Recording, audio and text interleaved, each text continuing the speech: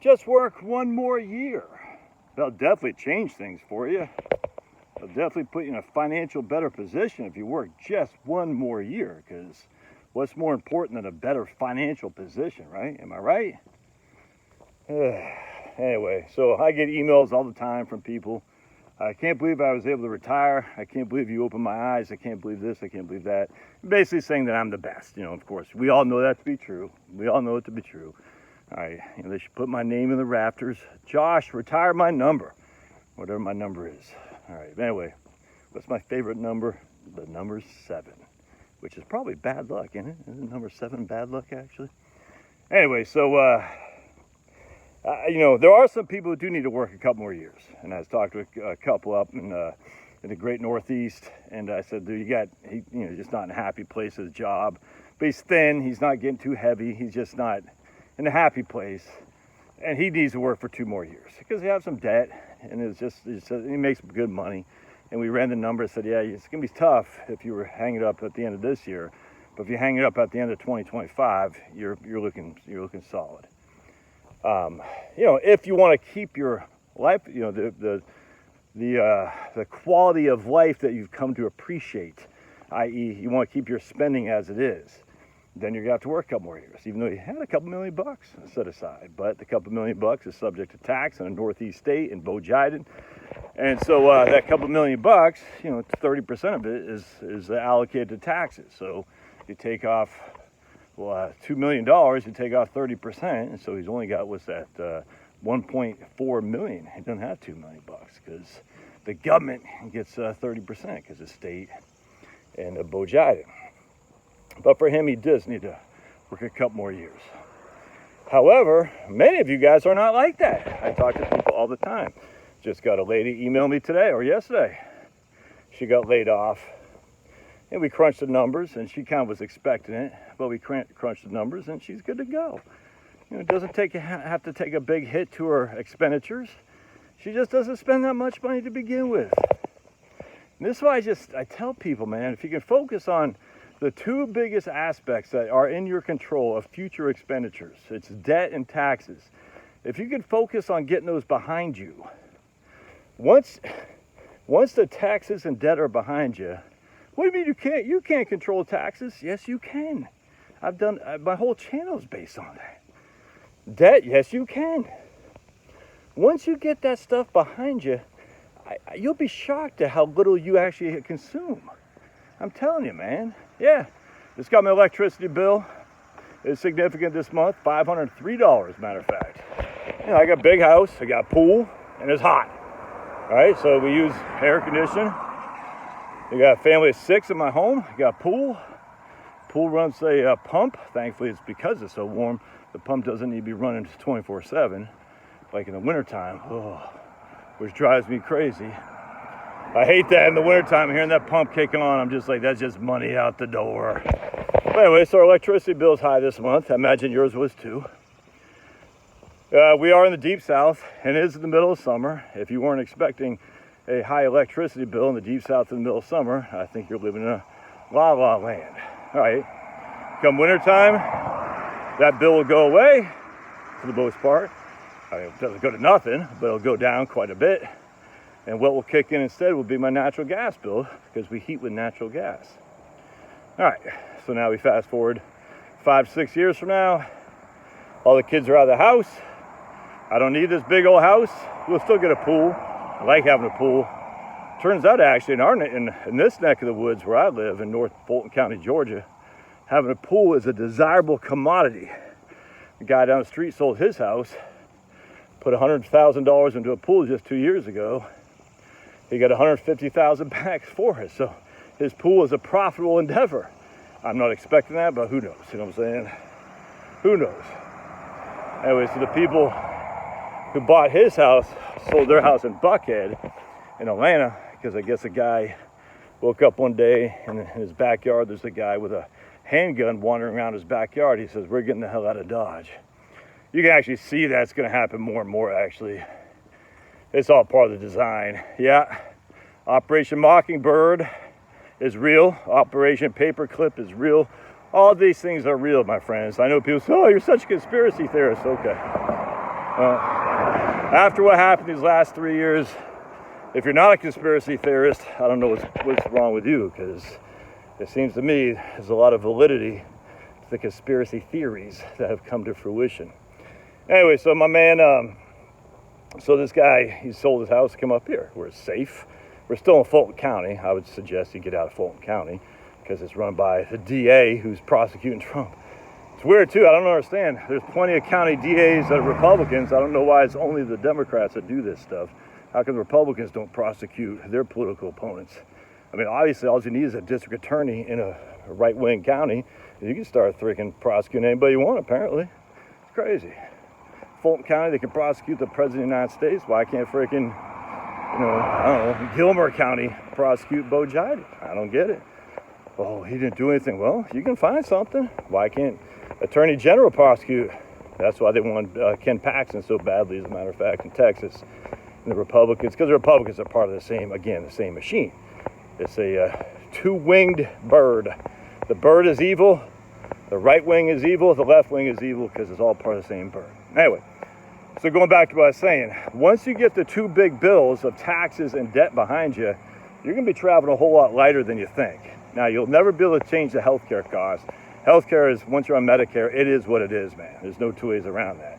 I on Right Capital, I use $200 a month for Part B, 40 or $50 a month for Part D, and then we get supplemental policies out of pocket and all that. I usually charge another $250 a month for all that stuff as well. So in Right Capital and healthcare, Medicare, all in is about $550 a month per person, and I'm inflating that at 5.5% a year. Got a guy with an earth mover up there, and there's nothing you can do about that. You're going to pay it. You're going to pay for the premiums. You're just going to have to. That's all there is to it. Unless you're on Medicaid, and we don't want you on Medicaid. We want you on Medicare. All right. So we got $550 a month per person. There's nothing you can do about that. You're going to pay it. Income taxes. Well, when I retire, my goal is to live off solely Social Security, my brokerage account, and my Roth. And as such, guess what? No income taxes. No income taxes. That's my goal. Oh, part two of that, my goal is to live off the cash I generate from the sale of my home, and I downsize. How much that would be, I don't know. We'll see. And maybe a couple hundred, $500,000, something like that. Who knows? I don't know. But we shall see. And that will be taxed as the interest I make. I imagine by that time the interest would be lower than it is today. But let's just add $500,000 in cash at 5% a year interest, just for simplicity. That's $25,000 of interest income. Now, if that makes me have to pay tax on Social Security, I'll start consuming that, and I'm glad in my brokerage account just keep going, because my brokerage account, VTI, there's no capital gains in VTI, and the dividends are quite low. The dividends are I think less than 2%. So we'll just see how that shakes out.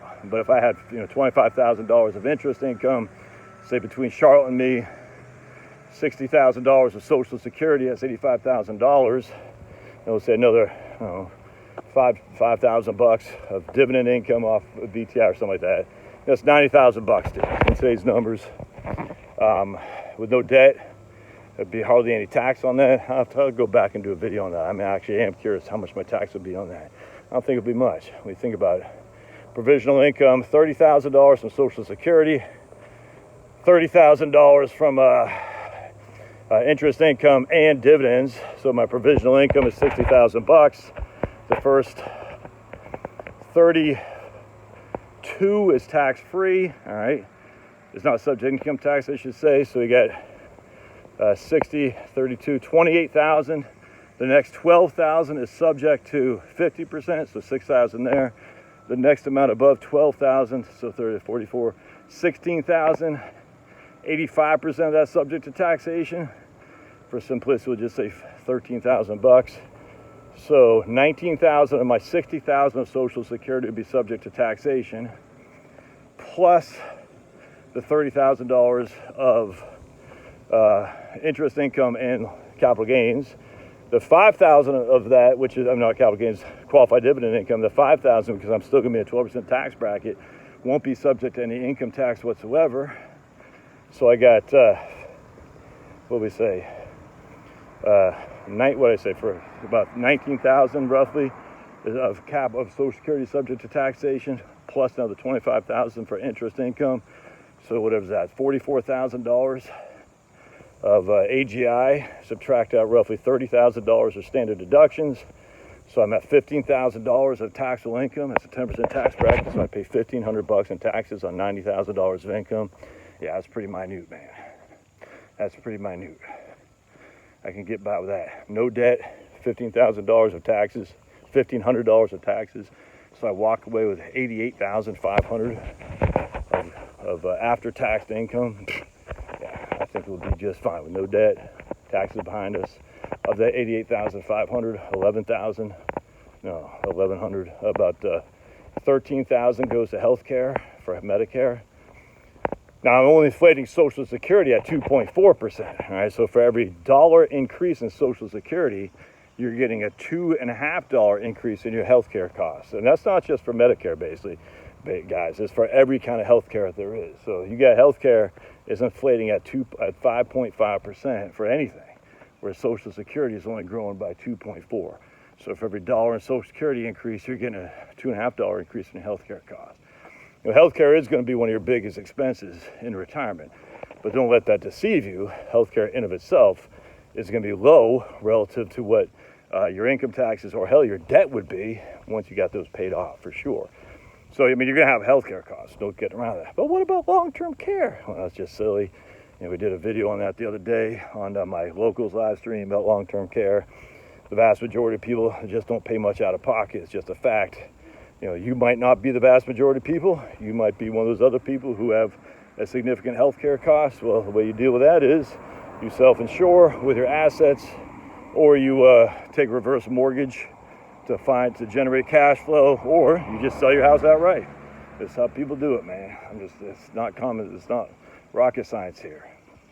Anyway, so the question that comes to my mind is, will working an extra year or two make this look any better for you? Well, but then, Josh, I'll have another $100,000 put aside. Do you actually need the $100,000? Do you need it? Will the extra $100,000 enhance your retirement? Well, on the other hand, will the extra $100,000 destroy a couple years of your life expectancy because you're in such a miserable occupation in your job? You know, I just get so sick of the negativity, man. I'm not lying to you. Look, I hate it. I hate when the Democrats did it, when freaking Trump was elected, and I hate when the Republicans do it because Bo Biden and Sniffy Joe. I'm just like, dude, I just don't get it, man. I don't get it. I don't like Bo Biden. I don't like the Democrats. I don't even like the Republicans much, but at least they're somewhat sane relative to the Democrats. But at the end of the day, I'm sorry, we aren't living. It was so much better back in the old days. When? The 80s? What? The 70s? Huh? My formative years were the 70s. It ain't so much better back in the 70s. In the 50s? Really? Was it so much better? Give me a freaking break, dude. Man. I mean, you got drafted and sent to war to die in World War II, Korea, World War I, and Vietnam. I mean, you got drafted to die, first and foremost. You had no rights. None. You couldn't just hop on a plane to fly to go see your cousin in California because the cost is so expensive. Why do you think airline travel was it was so great back then? Yeah, but you didn't fly. You know why? Because you were poor like me. You couldn't afford it. It was so great back then because it was done for the rich people, not for us, freaking rabble-rousers. You know, the car, you got totaled in the car, you're dying now. At least, I mean, you got a car crash. First of all, you got no freaking,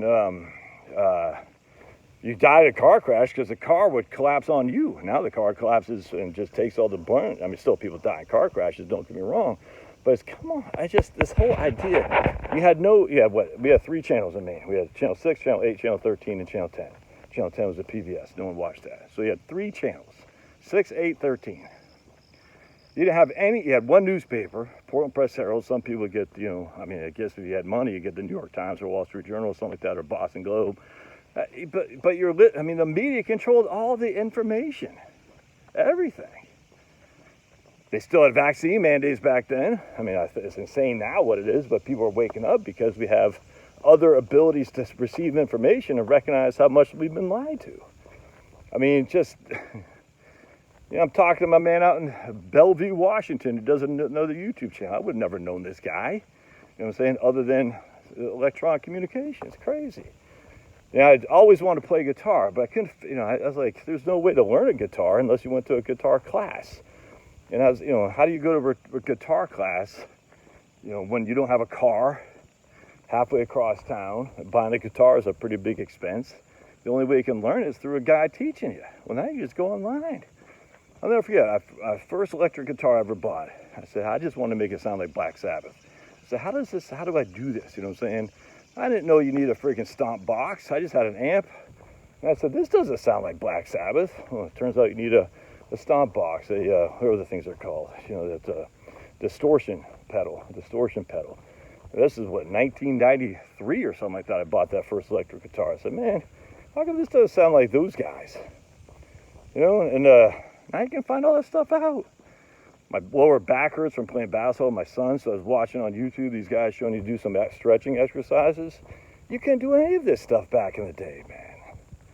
I don't know, man. I just sit there and I think the idea that the world is worse today than it was 15, 20, 30 years ago, I just find that crazy. I just do.